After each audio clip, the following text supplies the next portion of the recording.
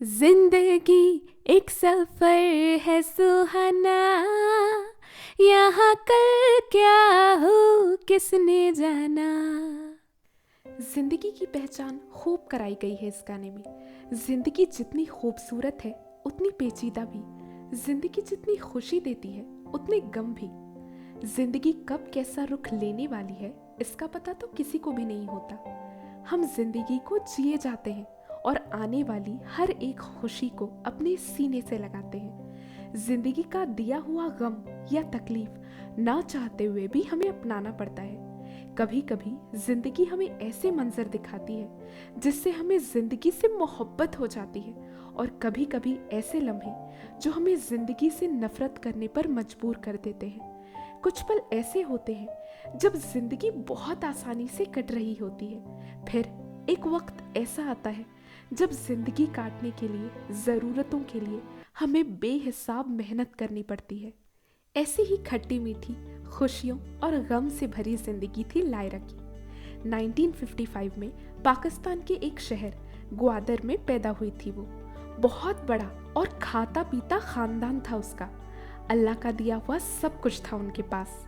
उसकी अम्मी की शादी 12 साल की उम्र में हो गई थी, तो परिवार में 13 भाई बहनें थे, 6 बहन और 7 भाई। इतना बड़ा परिवार होने के बावजूद अपने अम्मी अब्बू की लाडली थी वो। अम्मी तो प्यार करती ही थी, पर अब्बू के दिल का टुकड़ा थी वो। बड़े ही प्यार से उसके अम्मी अब्बू उसे और उसके भाई बहनों को बड़ा कर रहे थे। उनके घर में कभी किसी चीज की कोई कमी महसूस नहीं होती थी, और लायरा को तो बिल्कुल नहीं। लायरा की हर ख्वाहिश पूरी की जाती थी। घर में एक शहजादी की तरह रहती थी वो। घर में कभी खुद से एक पानी का गिलास तक नहीं उठाया था उसने।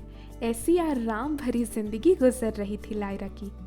लायरा के अम्मी अब्बू बहुत ही खुली सोच वाले थे।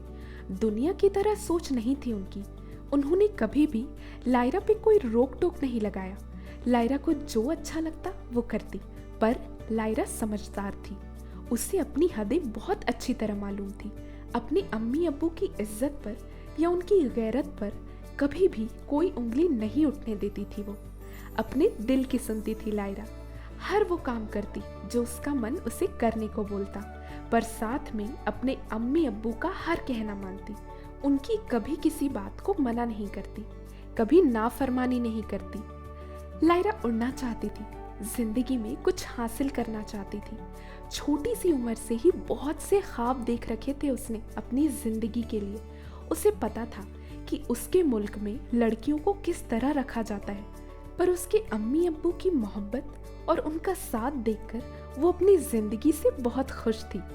वो दूसरी लड़कियों जैसी नहीं थी जिनके दायरे बस उनके घर के दरवाजों तक ही होते हैं। घर में अपनी अम्मी के कामों में हाथ बटाना, फिर छोटी उम्र में निकाह के बाद अपने शौहर के घर चले जाना और वहां जाके भी बस घर का काम करना। ऐसी आम जिंदगी लायरा नहीं चाहती थी। उसके ख्वाब तो आसमान छूना चाहते थे। खुद के पैरों पे खड़ी होना चाहती थी वो। काबिल बनना चाहती थी। दुनिया के लिए, ज़रूरतमंदों के लिए कुछ करना चाहती थी। छोटी सी थी लायरा, तब से ही उसके मन में लोगों के लिए कुछ करने की ख्वाहिश और ज़रूरतमंदों की मदद करने का एहसास पैदा हो चुका था। बचपन से ही बहुत खूबसूरत थी लायरा। गोरा रंग, लंबे बाल, हिरनी सी आंखें और फूल जैसे होंठ। शहजादियों की तरह जिंदगी जीने वाली लड़की दिखने में भी बिल्कुल एक शहजादी दिखाई पड़ती थी। लायरा और उसके सारे भाई बहन स्कूल जाते थे। जिस स्कूल में वो थी उसी स्कूल में उसकी कुछ बहनें और भाई भी पढ़ा करते थे। पढ़ाई करने का बहुत शौक था उसे।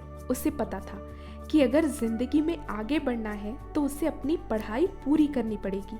खूब मन लगाकर पढ़ती थी वो स्कूल में, और घर पर भी बहुत मेहनत करती। और ऊपर वाला कभी किसी की मेहनत जाया होने देता है क्या भला? हमेशा क्लास में फर्स्ट या सेकंड रैंक आती थी उसकी। पढ़ाई में सबसे ज्यादा होशियार। छोटी सी उम्र में बहुत बड़े बड़े काम करने लगी थी लायरा।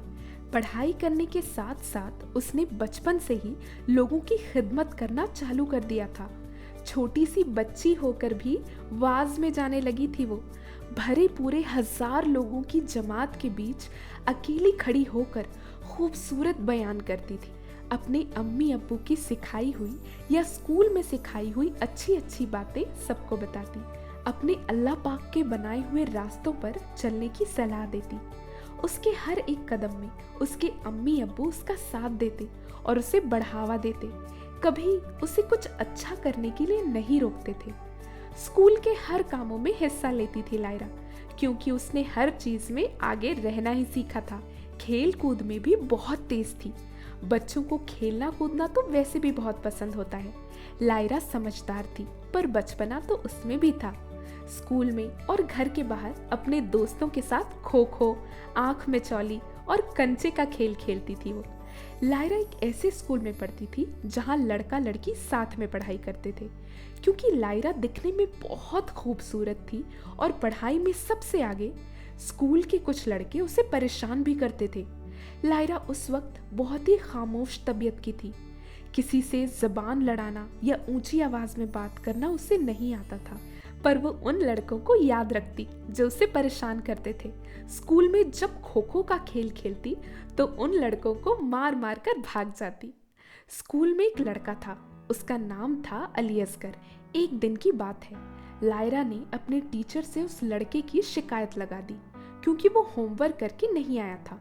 उनके टीचर्स उस जमाने में उन्हें बहुत कड़ी सजा देते थे। लोहे का बना एक कैद खाना होता था और लोहे की बनी एक लंबी सी हथकड़ी। उस वक्त टीचर्स ज्यादातर आदमी हुआ करते थे।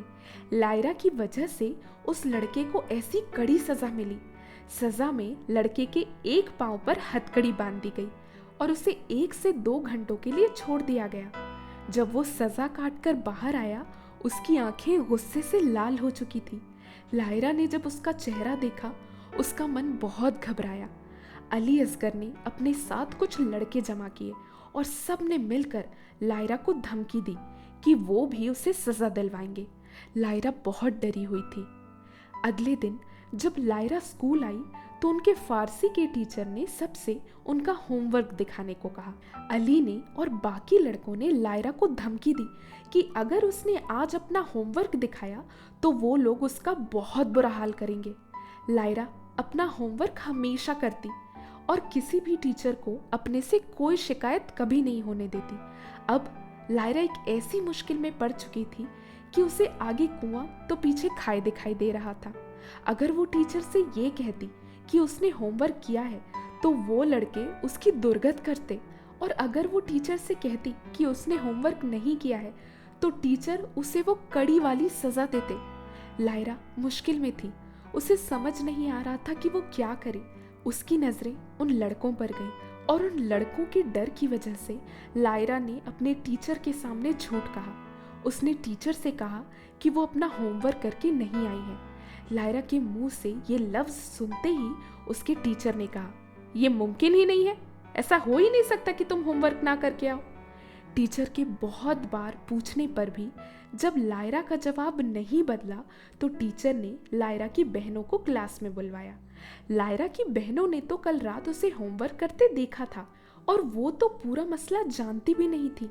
उन्हें लगा कि उन्हें तो किसी भी हाल में सच कह के अपनी बहन को बचाना है। उन्होंने टीचर को बताया, सर ऐसा नहीं है, लायरा ने तो कल रात ही हमारी आंखों के सामने होमवर्क किया था। ये सुनकर लायरा के टीचर के चेहरे पर गुस्सा साफ दिखाई पड़ रहा था।